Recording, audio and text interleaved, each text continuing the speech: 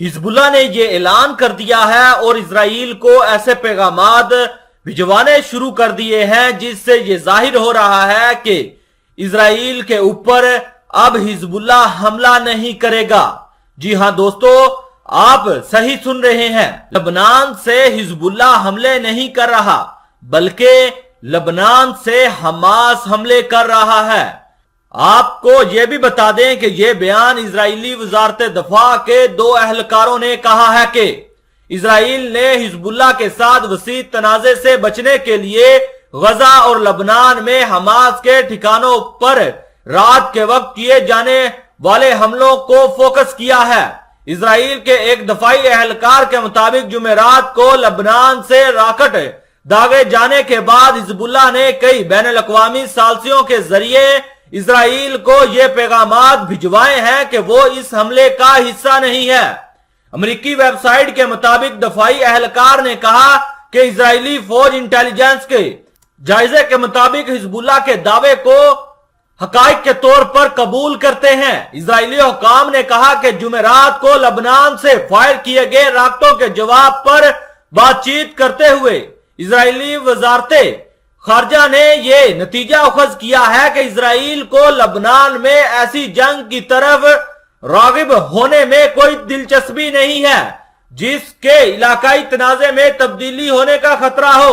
Israel ने लबनान से rocket fire करने के लिए हमास को जिम्मेदार ठहराया और गजा में सुरंगों और हथियारों की तैयारी के मकामात पर बमबारी के साथ साथ जवाब दिया। इजरायली फौज का दावा है कि मुसल्लह ग्रुप इन सुरंगों को जंगी मकासद के लिए इस्तेमाल करते हैं।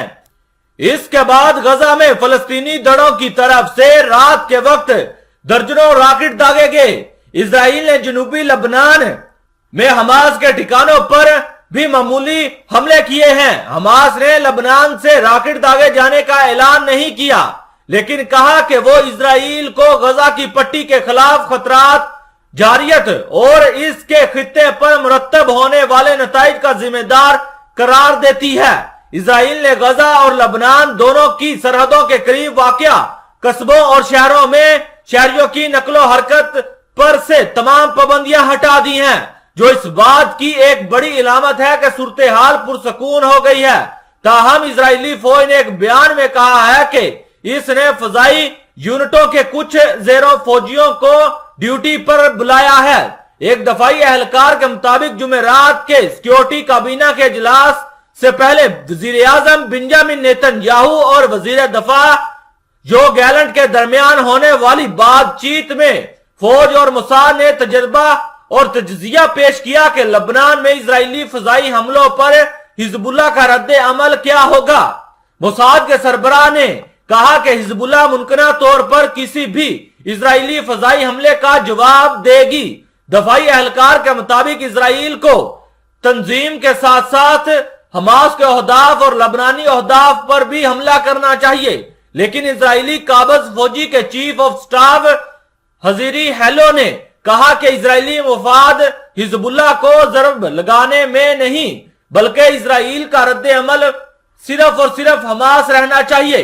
इजरायली हुकाम ने कहा कि बाद में इजरायली सिक्योरिटी काबीना के इजलास में जिन अहम मसाइल पर बात की गई, इनमें से एक लबनान में इजराइल के रद्द अमल का दायरा कार भी था।